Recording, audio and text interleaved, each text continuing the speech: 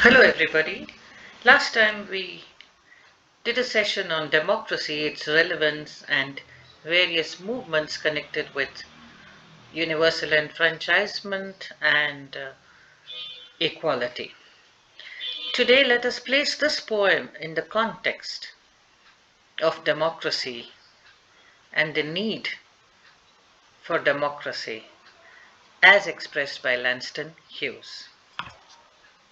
Let's go straight away to the poem. Democracy will not come today, this year, nor ever through compromise and fear.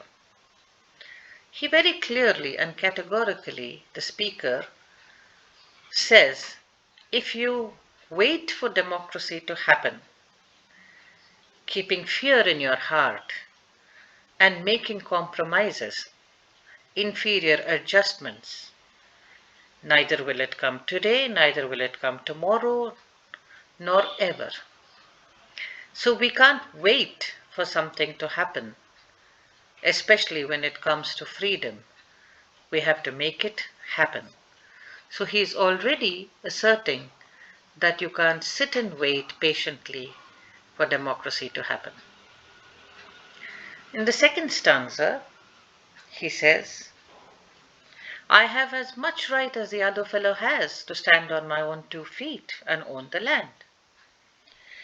So again, the speaker uses a very assertive tone and says, this is a matter of right. Does anybody deny you the right to breathe? In the same way, it is my right to be independent. To stand on my own 2 feet means being independent. To do things that I want to. If I want to buy property, I should be able to buy it wherever I can, wherever I want to. I should not be looking at whether, I can buy it because it is in white areas or black areas. So I have equal rights as any other human being to own property, lead life as I want to, and be independent. I tire so of hearing people say, let things take their course. Tomorrow is another day. I do not need my freedom when I'm dead. I cannot live on tomorrow's bread. Now the speaker does not want to resign himself to things as they are. He wants to change things as they ought to be. So he says, I'm fatigued, I'm tired of hearing people say, well, one person can't make a change. Wait, things will happen. Things for the better will happen. If not today, tomorrow. Have patience. So, what's the use of having patience and dying in the process of aspiring for freedom or wanting freedom? I cannot live today on tomorrow's promise. Whatever I need it today. Now this is a what we call delaying tactic. People normally say ಇವತ್ತಿಲ್ಲ ನಾಳೆ ಬಂದದ್ದೆಲ್ಲ ಬರಲಿ ನಾಳೆ ನೋಡೋಣ ನೋಡುವ. So in this spirit we start compromising on everything. Adjust ಮಾಡ್ಕೊಳ್ತೀವಿ ಎಲ್ಲದಕ್ಕೂ. 3 ಜನ ಬಸ್ಸಲ್ಲಿ ಕೂತ್ಕೋಬೇಕಾ ಜಾಗದಲ್ಲಿ ಸ್ವಲ್ಪ ಅಡ್ಜಸ್ಟ್ ಮಾಡ್ಕೊಳ್ಳಿ ಅಂತ 5-6 ಜನ ಕೂತ್ಕೊಳ್ತೀವಿ. ಆದರೆ ಜಾಸ್ತಿ ಬಸ್ಸುಗಳನ್ನು ಹಾಕಿ ನಾವು ಸುಖವಾಗಿ ಪ್ರಯಾಣ ಮಾಡಬೇಕು ಅನ್ನೋದನ್ನ ಅದು ಒಂದು ಹಕ್ಕು. ಅದನ್ನು ನಾವು ಕೇಳಬೇಕು. ಇಲ್ಲ ಇದೇ ಜೀವನ ಅಂತ ಇದ್ಬಿಟ್ರೆ ಕಷ್ಟ ಆಗತ್ತೆ. So I cannot live on false promises for the future. I need what I want in terms of expression, freedom of a dignified life today and not tomorrow. Freedom is a strong need planted in a great Freedom is a strong seed planted in a great need. The metaphor of freedom being a seed is used here.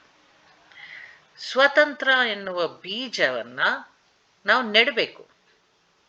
ಆದರೆ ಆ ಬೀಜ ಮೊಳಕೆ ಹೊಡೆದು ಗಿಡವಾಗಿ ಮರವಾಗಿ ಬೆಳಿಬೇಕು ಅಂತಂದ್ರೆ ನೀರು, ಗಾಳಿ, ಸೂರ್ಯನ ಕಿರಣಗಳು ಬೇಕು.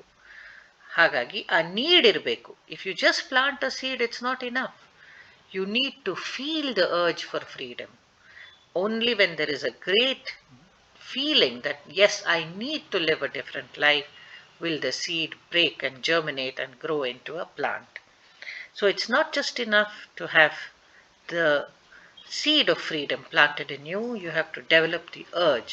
So there should be an attitudinal shift. ಇದ್ಯಾಕೆ ಹೇಳ್ತಾರೆ ಅಂತಂದ್ರೆ, for years together, for centuries, blacks have been told you're inferior, you're made to be ruled, you're made to be a slave. That's how you're made. You're a brutish civilization. So brutally they try to control them by saying that you're inferior. Now, if the blacks believed that for so many, hundreds of years, they would never change their condition. But somewhere people started revolting because they believed they needed a better life. So that makes the difference. He very clearly, in very, very assertive terms, says it should be planted in a great need. And lastly, he uses the tone of irony. Though he sounds very plain and casual, there's an undercurrent of irony. ವ್ಯಂಗ್ಯ ಇದೆ. ನೋಡಿ, ನಾವು ಇಲ್ಲೇ ಜೀವನ ಮಾಡ್ತೀವಿ. ನಮಗೂ ಸ್ವಾತಂತ್ರ್ಯ ಬೇಕು ನಿಮ್ಮ ಥರನೇ. I live here too. I want freedom just as you. Do you realize that I'm also a human being? Do you realize that I also want freedom? I want to breathe freely like you. If you realize that, there will never be this conflict.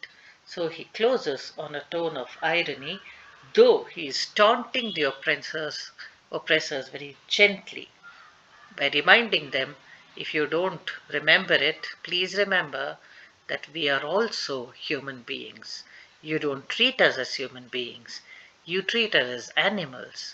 So there is that undercurrent that he states here.